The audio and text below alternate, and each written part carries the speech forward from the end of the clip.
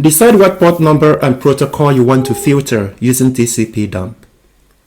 Hello, in this quick tutorial, I'm going to show you one of the best filters you could use when you are using TCPDump. Before we do, may I ask you to please subscribe to my channel, to like and to share. Thank you. Let me first of all find the interface we are going to use. We are going to use this interface. You can look up to find what the interface you want to capture from.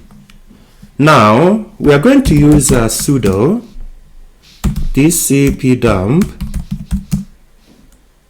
Then we are going to declare our interface. That's my interface I want to capture. Then we are going to count, let's say 10 packets. Then we want to capture TCP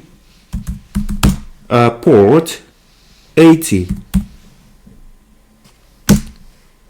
When you issue this command, because we are capturing port 80, it might be that there is nothing to capture, but we can force it to capture something.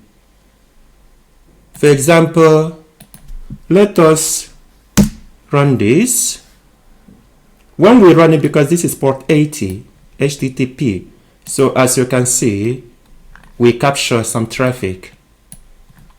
You could also capture, if you want, port 443. Let's say here we have port 443. This will come easily because there is usually port 443, some traffic coming from that port. So this is one of the best filters you could use when you are using TCPDump. Now you can then go through to look up what you want to identify. I hope this has been helpful. Can I ask you to please subscribe to my channel, to like and to share? Thank you.